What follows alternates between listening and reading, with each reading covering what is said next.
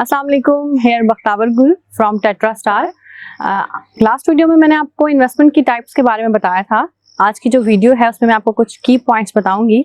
अगर आप real estate में कामयाब इन्वेस्टर बनना चाह रहे हैं तो वो आपके लिए काफ़ी हेल्पफुल साबित होंगे। सबसे पहले आपको एक ब्रोकर का इंतखाब करना होता है।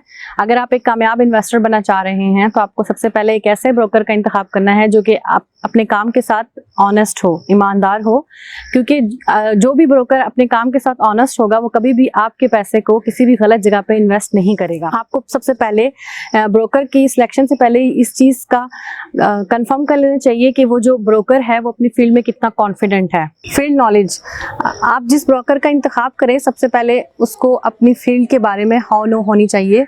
लीगल डॉक्यूमेंटेशन, अथॉरिटीज़, टैक्सेस वगैरह का इल्म होना चाहिए। और आप जिस ब्रोकर का इंतखाब करें वो ऑथोराइज हो, उसका प्रॉपर एक ऑफिस होना चाहिए। रिस्पॉन्स ऑफ ब्रोकर, आप जिस ब्रोकर का इंतखाब कर रहे हैं उसका रिस्पॉन्स अपनी फील्ड में कैसा है ये चेक करना ज़रूरी है कि वो अपने काम के साथ कितना सिंसियर है। और अगर उसका रिस्पॉन्स मार्केट में क्विक है तो आप उसके साथ इजीली अच्छे से काम कर सकते हैं। सोशल मीडिया एग्जिस्टेंस, किसी भी ब्रोकर का इंतखाब करने से पहले आपको उसकी सोशल मीडिया की एग्जिस्टेंस के बारे में हाउ नो होनी चाहिए। अगर आप किसी ब्रोकर का इंतखाब कर रहे हैं और वो मार्केट में काम कर रहा है तो आपको उसकी सोशल मीडिया के रिव्यूज़ चेक कर लेने चाहिए, क्योंकि एक कामयाब ब्रोकर का सोशल मीडिया पे एग्जिस्ट होना बहुत ज़रूरी होता है। एग्रीमेंट विद ब्रोकर, आप जब भी किसी ब्रोकर का इंतखाब करें तो आपको सबसे पहले उसके साथ एग्रीमेंट करना ज़रूरी है। और उन एग्रीमेंट में आपको 3 पॉइंट्स का ख़ास ख्याल रखना चाहिए। फर्स्ट ऑफ ऑल कि आपकी जो इन्वेस्टमेंट है वो सिक्योर जगह पर इन्वेस्ट की जा रही है।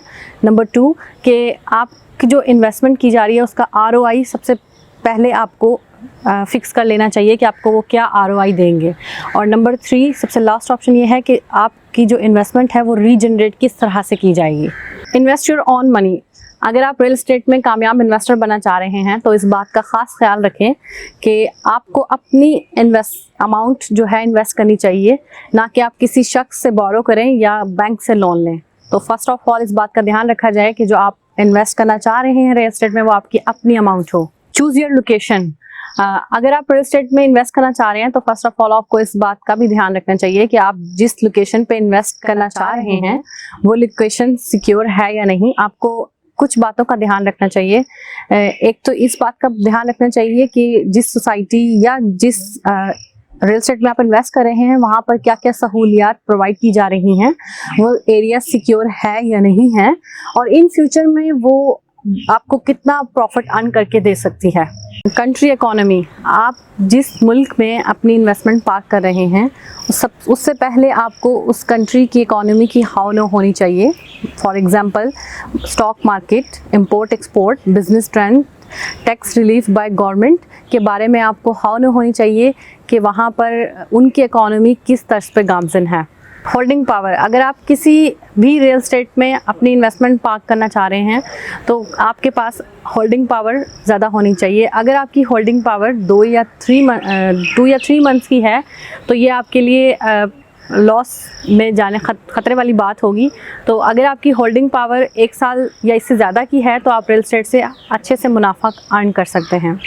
और मेरी एक और सजेशन है कि अगर आप किसी भी रियल एस्टेट सोसाइटी में इन्वेस्ट करना चाह रहे हैं तो फिज़िकली उस जगह का विज़िट करें, देखें कि वो जगह किस तरह की है और वहाँ पर आपको कितना बेनिफिट मिल सकता है। दैन उसके बाद ही आप वहाँ पे इन्वेस्ट कर सकते हैं।